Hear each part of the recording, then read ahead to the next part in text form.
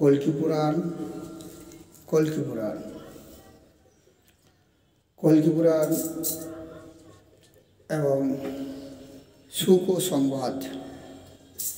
সুখ পাখি কল্কিকে নিয়ে সিংহলের উদ্দেশ্যে রওনা হলেন।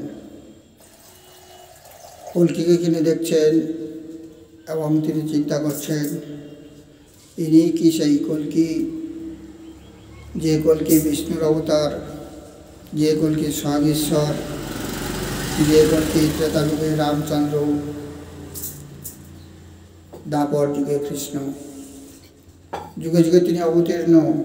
যদা যদা হি ধর্মস্য গ্লানির্ভবতি ভারতম অভ্যুত্থানম অধর্মস্য তদাত্মানং সৃজাম্যহম পরিত্রাণায় সাধুনাং বিনাশায় চ দুষ্কৃতাং ধর্ম সংস্থাপনার্থায় সম্ভবামি। যুগে যুগে যখন যখন ধর্মের অবক্ষয়, যদা যদা হি ধর্মস্য, যখন যখন ধর্মের গ্লানির্ভবতি হি, গ্লানি অর্থাৎ গ্লানি ঢোকে, ঠিক সেই সময় যদা যদা হি ধর্মস্য গ্লানির্ভবতি ভারত, হে ভারত, হে অর্জুন, যখন যখন ধর্মের গ্লানি হয় তখন তখন যদা যদা হি ধর্মস্য গ্লানির্ভবতি ভারতম অভ্যুত্থানম, অভ্যুত্থান হয়, অভ্যুত্থানম অভ্যুত্থান হয়ে তদাম্যহম নিজের থেকে নিজে আবির্ভূত হয়।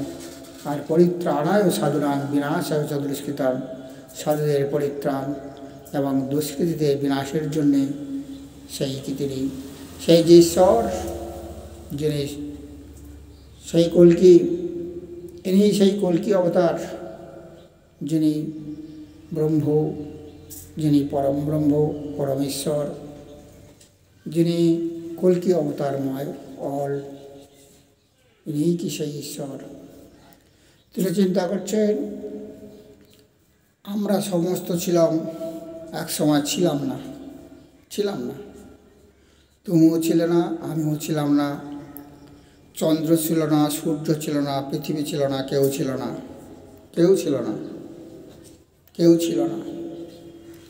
ছিলেন একমাত্র সেই ঈশ্বর।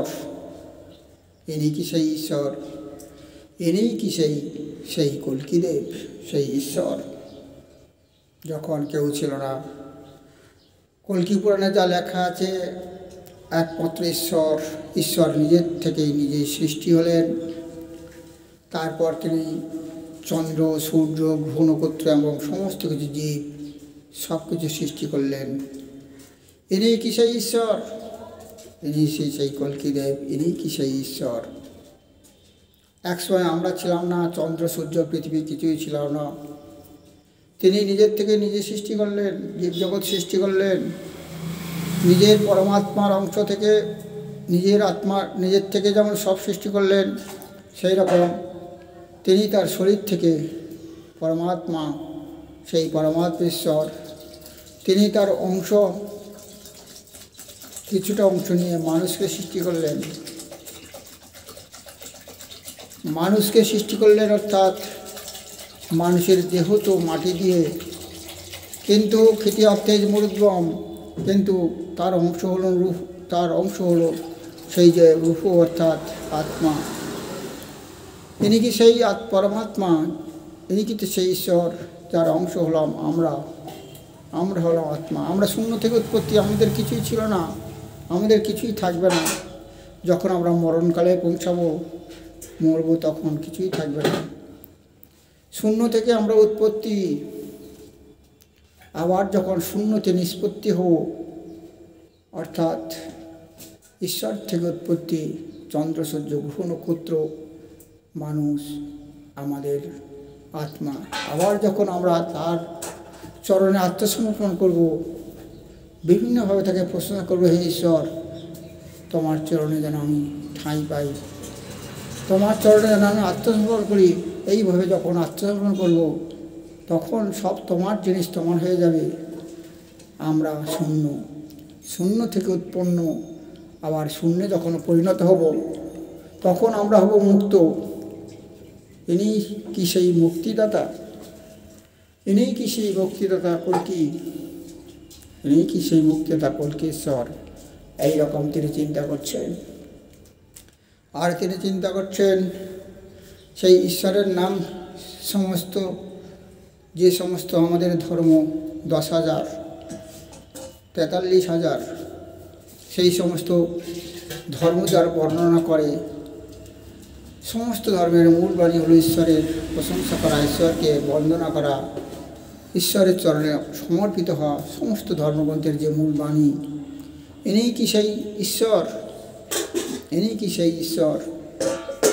নানা ভাষা, নানা মত, নানা পরিধান, বিভিন্নভাবে নানা ভাষা, নানা মত, নানা পরিধানের মধ্যে যে আমরা ঈশ্বরকে সাধনা করি, সেই ঈশ্বর কি এই সেই কল্কীদেব?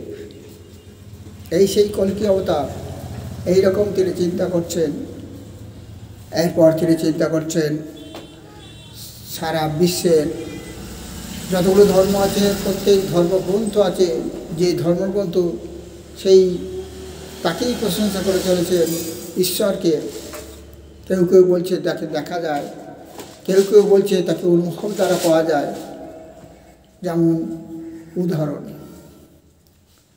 হয়তো কেউ ফুল দেখে, ফুল তোমরা তোলো, গন্ধরাজ, রজনীগন্ধা, বিভিন্ন রকম ফুল, ফুলটা দেখো, কিন্তু সেই যে ফুলের সুগন্ধ বাস, সেই বাসটা কি তোমরা দেখতে পাও? দেখতে পাও না। তবে কি তোমরা বলবে যে ফুলের সুগন্ধ নেই, বাস নেই? বাধ্য। ঠিক সেই রকমভাবে উৎপত্তি স্থান সেই ফুল, ফুলের সুগন্ধ উৎপত্তি স্থান সেই রকম চন্দ্র, সূর্য, গ্রহ, নক্ষত্র দেখে তোমরা কি বলতে পারবে না যে কেউ বানিয়েছে? নিশ্চয়ই সৃষ্টিকর্তা আছে, সেই ঈশ্বর, সেই সৃষ্টিকর্তা হলো ঈশ্বর। ফুলের সুগন্ধ যেমন চোখে দেখা যায় না, ঠিক সেই রকম সেই ঈশ্বর কি এই কল্কীদেব? এরপর তিনি চিন্তা করলেন, ইনি কি সেই নিরাকার সাকার ঈশ্বর? আমরা সবাইকে প্রাণী প্রাণী বলি, প্রাণ যখন থাকে তার নাম হলো প্রাণী। তোমরা প্রাণী দেখো, কিন্তু প্রাণকে তো দেখতে পাও না। প্রাণ না থাকলে মানুষ মৃত, জীবিত মানুষ মানে প্রাণ আছে, সেই প্রাণটাকে তোমরা কি দেখতে পাও? পাই না। তাই বলে আমরা যে বলবো যে আমাদের প্রাণ নেই, প্রাণ নেই, প্রাণ আছে। সেই রকমভাবে সারা বিশ্ব ব্রহ্মাণ্ডের সৃষ্টিকর্তা যিনি সৃষ্টি করেছেন তিনি আছেন, হয়তো আমরা দেখতে পাই না। যেমন প্রাণ আছে, প্রাণকে দেখতে পাই না, ফুলের সুগন্ধকে আমরা দেখতে পাই না, ঠিক সেই রকম সেই যে নিরাকার, আবার যখন তিনি অবতীর্ণ হন তিনি হলেন সাকার। ইনি কি সেই সাকার ঈশ্বর? এইরকম চিন্তা করছেন। এরপর তিনি বিভিন্ন রকম বই আলোচনা করছেন, পুস্তক, ধর্ম পুস্তক। তিনি চিন্তা করছেন ঋগ্বেদ যার প্রশংসা করে চলেছে, ঋগ্বেদ যার গান গায়, সেই ঋগ্বেদের মধ্যে যে ঈশ্বর আছেন তিনিই কি? এরপর চিন্তা করতে করতে তিনি 2 নম্বর সূত্র চিন্তা করছেন। 1 নম্বর সূত্র আমি আলোচনা করেছি, পাঠ করেছি এবং দেখলাম। এখন ঋগ্বেদের 10টা মণ্ডল, সেই 10টা মণ্ডলের প্রথম মণ্ডল চলছে পাঠ, অর্থাৎ সেই সুখ পাখি তিনি চিন্তা করছেন বেদের কথা, ঋগ্বেদের কথা। প্রথম মণ্ডলের প্রথম সূক্ত তিনি বললেন। এখন দ্বিতীয় সূক্ত। সেই যে ঋগ্বেদের প্রথম মণ্ডলের প্রথম সূক্তের 9টি মন্ত্র ছিল, দ্বিতীয় সূক্তের আছে 9টি মন্ত্র। সেই মন্ত্রের প্রথম মন্ত্র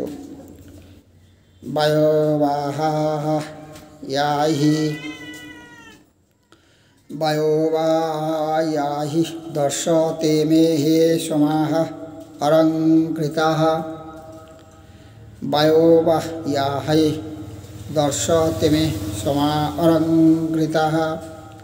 তেষাং পাহি সুদীহম, তেষাং পাহি সুদীহম, তেষাং পাহি সুদীহম। বায়োবায়াহি দর্শতে মে সমা অলঙ্কৃতাঃ। বায়বাহ ইয়াহি দর্শতে মে সমা অরং ধৃতাহ।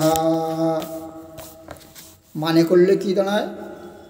ওই যে মন্ত্র, হে প্রিয় দর্শন, ও হে প্রিয় দর্শন, প্রিয় দর্শন বায়ুদেব।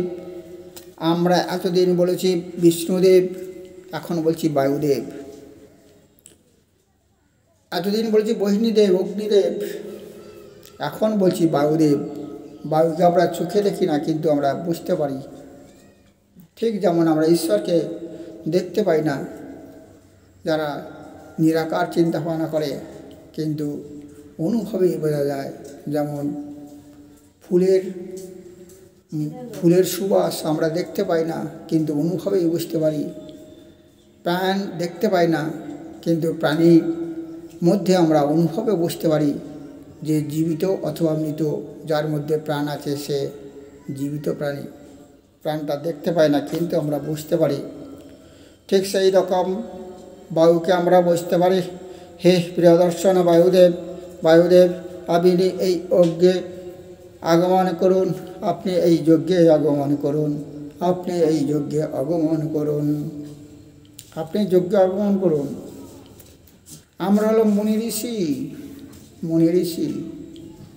অর্থাৎ আমি সেদিন পার্থক্য করেছি মুনি, ঋষি, সাধু এবং সন্ন্যাসীর মধ্যে পার্থক্য। সাধুরা তারা সাধু যারা সৎ পথে চলবে, সৎ পথে চলবে, সাধু ভালো পথে চলবে। শুধুমাত্র সাজ পোশাক দিয়ে চেনা যায় না। যারা ভালো পথে চলবে তারা হলো সাধু।